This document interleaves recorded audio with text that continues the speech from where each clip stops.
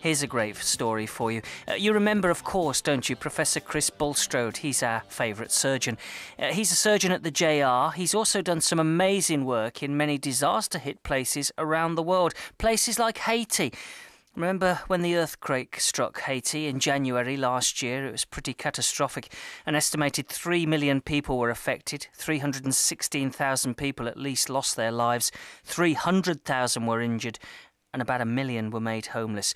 Well, Professor Bulstrode worked there for 3 weeks. He answered an SOS call. He carried out 500 operations. The last time I met him, he told me he was planning to bring 2 Haitian doctors over to the UK for a visit. And it's happened. Well, at least one of them is here. Professor Chris Bulstrode's here. It's nice to see you. Good morning, Chris. You're looking well. Good morning, Malcolm. And who have you brought with you? I've brought Mukkuaka Oda with me, who's a children's surgeon from Haiti, who was a fantastic help to us when we arrived in Haiti. And he just worked day and night helping us with the patients and organising things and getting the surgery done. Mukkuaka, good morning. Good morning. Welcome to Oxford. Welcome. How are you finding your stay so far? How's it been for you? Do you like our city? Yes, it's beautiful and people have been nice to me. Yes.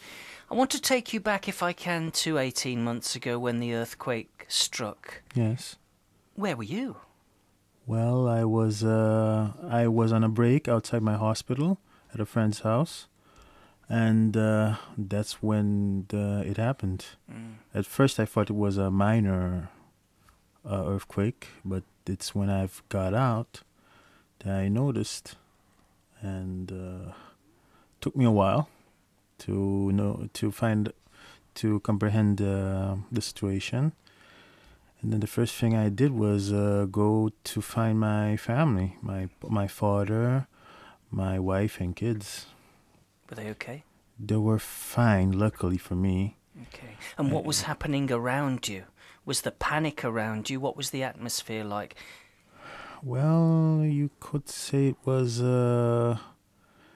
like almost the end of days, with people everywhere panicking and people falling, and well, how could I say, I was really shocked. It's like the end of the world. Yes. Goodness. When did you realise how much of a state your country was in and how much work you had to do in your hospital to start putting things right? You must have been overwhelmed immediately. Well, to say the truth, it took me about 2 hours to find my family and to be sure that they were fine. Took care of a few people, and then I went back to my hospital. It was quite a sight going there, because it's one of the biggest in the country, and there were people lying outside the hospital, in the field, and even outside the hospital into the streets. How'd you cope with that? Well, the first thing was starting to organize a team and try to triage people. That's the first thing we tried to do. Did you stop working? Was the time for a break? Was the time to go back to your family? Or were you concentrating on the people that needed you most? Well, I concentrated mostly on the people that needed me most, because my family already knew that my family was fine. Yeah. Since my turn, that was about. I came back to my hospital about 6, and it was 24 hours. I say 24 hours without even noticing. Yeah. And well, it's only after that I had a little nap and started up again. Incredible, Chris, isn't it?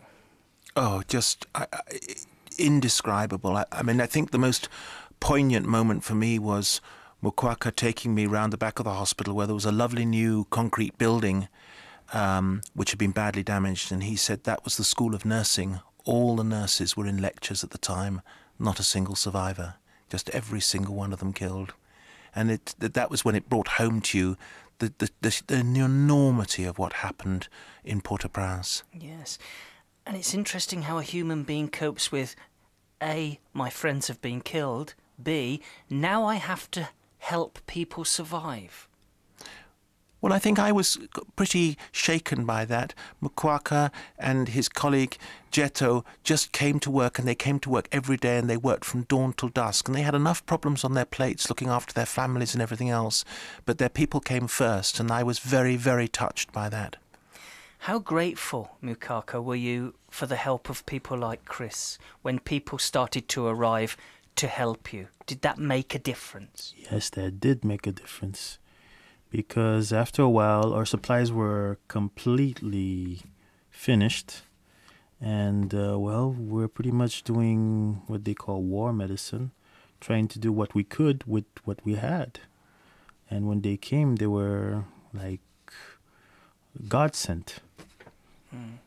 Sent from God, Chris. It's a nice way of putting it. Well, I don't know. Medicine du Monde and Doctors of the World certainly got us organised very quickly. It was just a quick set of phone calls, and then off we go. But organisations like that are tremendously well geared to do this kind of thing, and that's what we needed, was a really good support organisation, and that's what they did for us.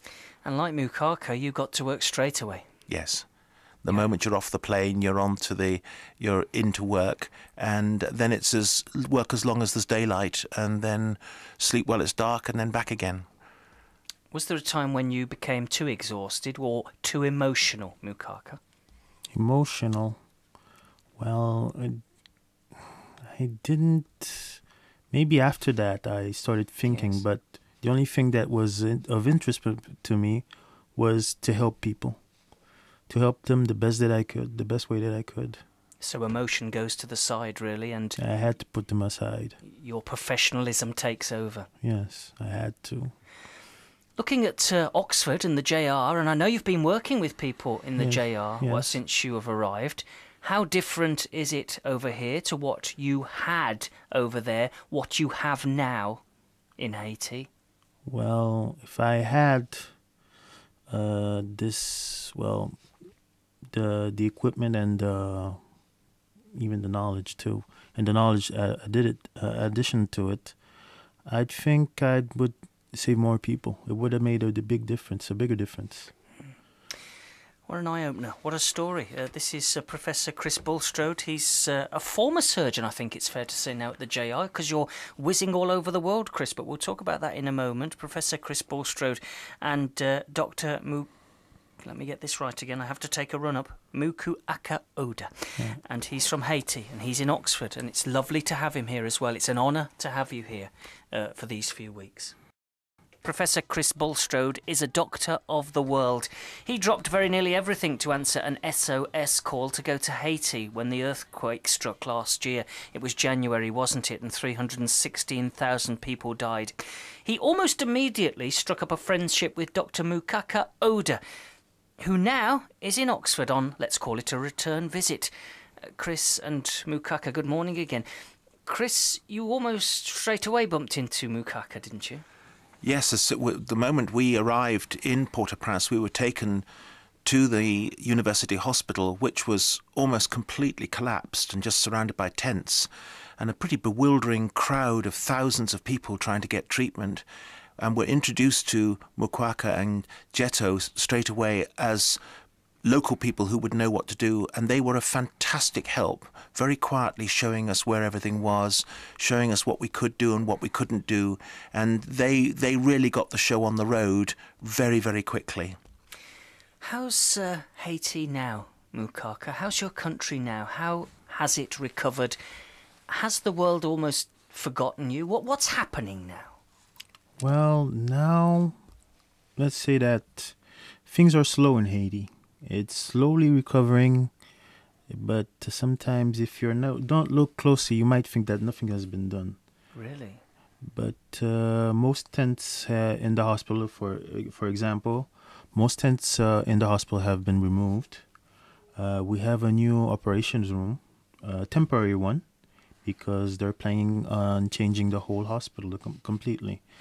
Department by department, slowly, but it'll start next year because there was a problem with elections. Yeah. How's the mood of the people? Well, the mood of the people, let's say that people are hopeful. They're waiting for a change. They want the change. And, well, they mostly think that things are going too slowly. Both of you must have seen wave upon wave of people in, well, a desperate state, frankly. Is it a challenge you'll never forget? Mukkuaka first. Is it something you'll never forget? That's something I think no one can forget. It's engraved in my heart and my mind, too. How about you, Chris? How does it rate as a challenge for you? And you've seen some pretty devastating sights. There were some very brave people in Haiti and some very strong people who just picked themselves up off the ground and just got back on with life as quickly as they could. And it was quite humbling to see how some people just said, it's no good crying over spilt milk, let's just get on with it and start rebuilding. And they need all the help they can get. It's a very difficult situation. But the politics now seem to be stable. They've got a new president. It looks like a good president. And with a bit of luck now, Haiti's on the upward road. Mukkuaka, are you hopeful for the future? When you return, you're going to work with children in your hospital, aren't you? Yes, I'm going to work with children, and I'm going into teaching too. Teaching other surgeons how to cope with day-to-day surgery and specialty too. So in a way, the tragedy sort of almost changed you. It almost was a turning point, a tipping point in your career, was it? Would that be fair? Yes, it is. It's a source of motivation, I'd say. Yeah. And as for Chris, where do you go next? He asks, knowing it could be anywhere in the world. And Chris is smiling. I don't know, it'll be Sri Lanka next week, I think, which is another country that's gone through terrible troubles in that it had this ghastly civil war and is now rebuilding, and we're now putting in exams and training and things like that, and it's very exciting to see a country growing. After that, it may well be Bangladesh, slightly more difficult country in some respects, setting up some new surgical services there for them, and then it's just wherever the next phone call comes. Do you ever get scared? Oh yes, but I try not to talk too much about that. Just the important thing to do is just to get on with the job and remember that the people that you're working with are often in much more danger than you are. Yes, and the underlying thing, I suppose, the common denominator, the common factor, is that you're helping people in their most desperate of needs. Well, I think you're helping people who deserve the help and who can do something if they get the right kind of help. I think that's what's exciting. It's lovely to meet you both. When do you go back to Haiti, Mukkuaka? I'm going back on the 23rd of July. He's an incredible man, isn't he, Chris? He's something else, and I'm looking forward to seeing him become a leader of medicine in Haiti, and I hope that we'll be able to go on helping him if and when he wants it to develop that. And we've spoken to him today in English, and let me just tell you this, let me let you into a secret. English is actually Mukkuaka's fifth language, is that right? Yes. Before English, we've got Japanese. Run me through it. Well, it's Japanese, Spanish, French, and Creole, and then English. Well, I think you've done a remarkable job. Thank you ever such a lot. It's an honour to meet you. What's your favourite bit of the United Kingdom so far, except for the hospital bits? What's the most exciting thing you've visited? It was Stonehenge. Stonehenge, yeah. We're looking forward to it. Okay. Chris, thank you for bringing him in. Well, thank you for inviting us. Thank you for the stories, and your chair is always warm. Whenever you need to come back in, we're always honoured to have you in. Thank you for coming in, Mukkuaka. Thank you very much. It's BBC Radio Oxford. I'm Malcolm Boyd, and how about that for a story? Professor Chris Bulstrode, Sri Lanka and Bangladesh, his next port of calls. Described earlier on in this interview by Mukkuaka himself as a doctor of the world, or even sent to Haiti at least by God.